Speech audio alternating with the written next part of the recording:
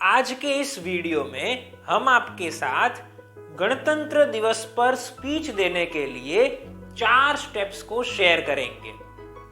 जो सबसे पहला स्टेप है वो यह है कि हम गणतंत्र शब्द का अर्थ बताएंगे और गणतंत्र दिवस क्यों मनाया जाता है यह कहेंगे। आप कुछ इस प्रकार से बोल सकते हैं। दोस्तों, आज के इस गणतंत्र दिवस के ऊपर सबसे पहले तो मैं आपको कहना चाहूंगा कि गणतंत्र का अर्थ क्या होता है। बहुत सारे लोग वैसे हैं कि जिन्हें एक्चुअली उस शब्द का अर्थ पता नहीं है। गणतंत्र शब्द 2 शब्दों से बना हुआ है, गण और तंत्र। गण शब्द का अर्थ होता है जनता और तंत्र शब्द का अर्थ होता है शासन।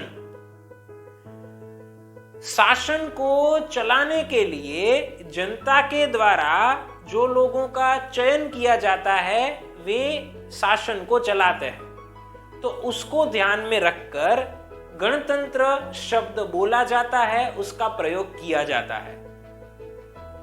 अब यह गणतंत्र दिवस क्यों मनाया जाता है? दरअसल 26 जनवरी 1950 को हमारे देश का संविधान लागू किया गया था कि जिसके कारण हर साल 26 जनवरी को गणतंत्र दिवस के रूप में मनाया जाता है। तो इस प्रकार से आप सबसे पहले मुद्दे में लोगों को यह बता सकते हैं कि गणतंत्र वर्ड का मीनिंग क्या होता है और यह दिवस क्यों मनाया जाता है। अब हम आगे बढ़ेंगे और दूसरे मुद्दे को 26 जनवरी की स्पीच में शामिल करेंगे। और इस दूसरे मुद्दे में आपको यह कहना है कि गणतंत्र दिवस का इतना ज्यादा महत्व क्यों है। आप कुछ इस प्रकार से बोल सकते हैं। 26 जनवरी जैसे ही नजदीक आती है तो इस दिवस को मनाने के लिए बहुत सारी तैयारियों की शुरुआत कर दी जाती है। अब हम सब लोगों को यह तो पता है कि हमारे देश की राजधानी नई दिल्ली में गणतंत्र दिवस को धूमधाम से मनाया जाता है, लेकिन गणतंत्र दिवस को देश की बाकी जगहों में भी धूमधाम से मनाया जाता है। देश के हजारों स्कूल में, कॉलेज में, सरकारी दफ्तरों में इस त्योहार को सेलिब्रेट किया जाता है।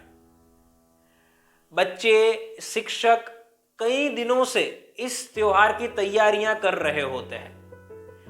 वे अपना काफी समय भी देते हैं, अपनी स्टडीज को भी कॉम्प्रोमाइज करते हैं, अपनी एनर्जी को भी इसमें लगाते हैं।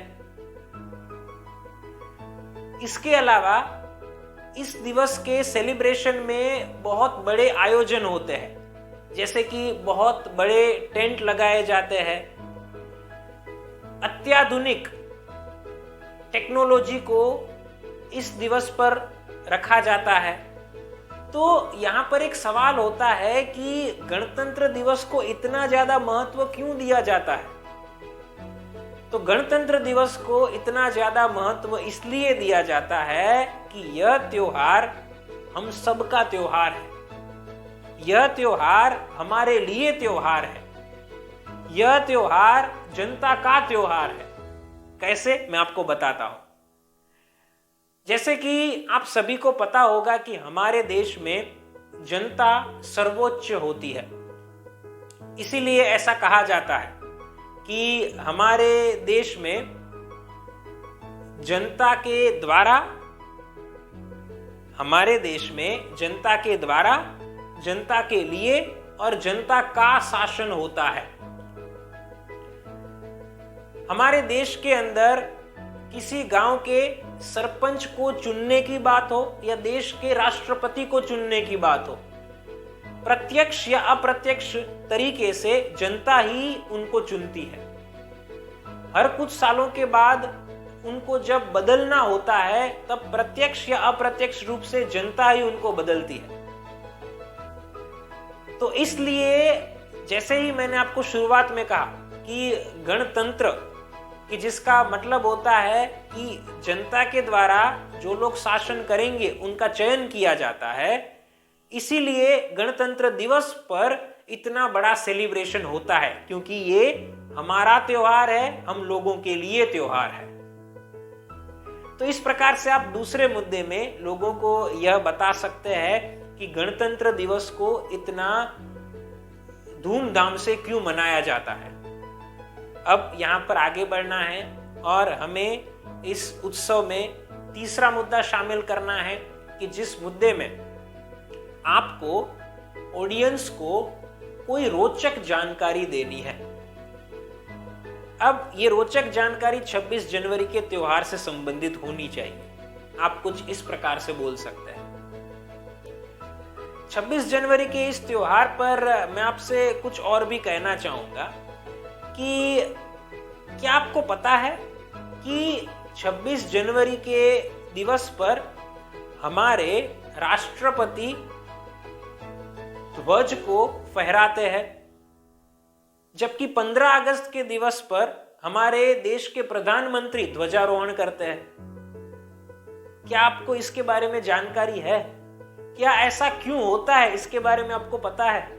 मैं आपको बताता हूं, क्योंकि रिसेंटली इसके बारे में मुझे जानकारी मिली हुई थी, तो मुझे लगता है कि नॉलेज को शेयर करना चाहिए।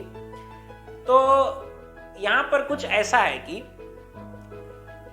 15 अगस्त को प्रधानमंत्री इसलिए ध्वजारोहण करते हैं क्योंकि जब हमारा देश आजाद हुआ था 15 अगस्त 1947 को, उस वक्त हमारे देश के प्रधानमंत्री जवाहरलाल नेहरू थे।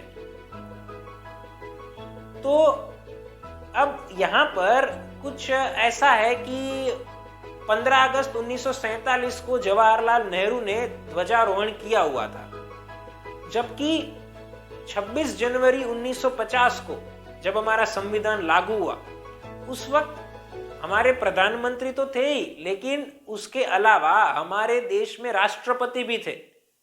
डॉक्टर राजेंद्र प्रसाद उस वक्त राष्ट्रपति थे। संवैधानिक रूप से राष्ट्रपति का स्थान ऊपर होता है, तो उस वक्त ध्वज को डॉक्टर राजेंद्र प्रसाद ने फहराया हुआ था।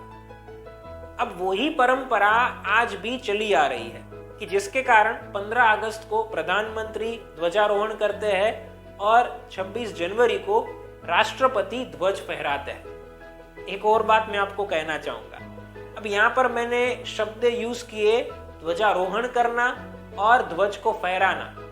तो क्या ये दोनों चीजें सेम है? नहीं, ये दोनों चीजें अलग है। ध्वजारोहण करना मतलब क्या कि एक्चुअली हमारा जो राष्ट्र ध्वज होता है वो नीचे होता है, कि जिसको पहले खींचा जाता है, ऊपर लाया जाता है, फिर उसे फहराया जाता है। जबकि ध्वज को फहराना मतलब ध्वज ऊपर होता है और उसको फहराना। दरअसल है कुछ ऐसा कि जब हमारा देश आजाद हुआ 1947 में, उस वक्त ब्रिटिश फ्लैग था, तो वो ब्रिटिश फ्लैग को वहां से दूर किया गया था और हमारे ध्वज को रखा गया था। तो उस वक्त हमारे ध्वज को पहले ऊपर चढ़ाया गया था, उसके बाद उसे फहराया गया था। तो इसलिए यह परंपरा को हर साल अमल में लाया जाता है, ये चीजों को किया जाता है। तो कुछ इस प्रकार से आप तीसरे मुद्दे में लोगों को रोचक जानकारी दे सकते हैं। अब इस दिवस की स्पीच में आपको चौथा और आखिरी पॉइंट जो शामिल करना चाहिए वो यह है कि आप लोगों को इस दिवस से संबंधित कोई सलाह दीजिए। आप कुछ इस प्रकार से बोल सकते हैं। साथियों, मैं आप सभी से एक बात कहना चाहूंगा कि 26 जनवरी का जो त्योहार होता है वो हम सब के लिए बहुत ही महत्व का त्योहार होता है।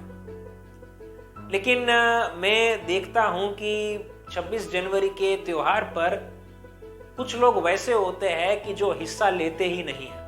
अरे ये हमारा त्योहार है, हम सबका त्योहार है, नागरिकों का त्योहार है, इसमें हिस्सा लेना चाहिए।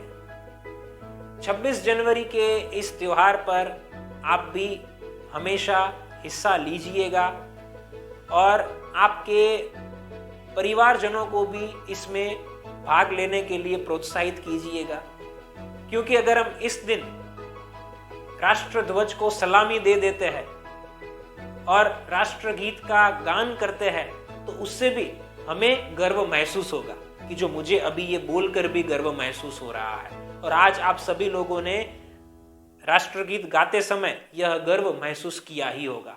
तो हम सब के लिए ये खास दिवस है, तो हम सबको कोशिश करनी चाहिए कि हम इसके उत्सव में हिस्सा लें। तो इस प्रकार से आप चौथे मुद्दे को शामिल कीजिए और इसे पूर्ण कीजिए। यह 4 मुद्दे कंप्लीट हो जाने के बाद आपको धन्यवाद कहना है और आपकी स्पीच का समापन करना है। दोस्तों, अगर आप हमारे online live public speaking course को ज्वाइन करना चाहते हैं तो नीचे दिए गए नंबर के ऊपर हमें कॉल कीजिएगा।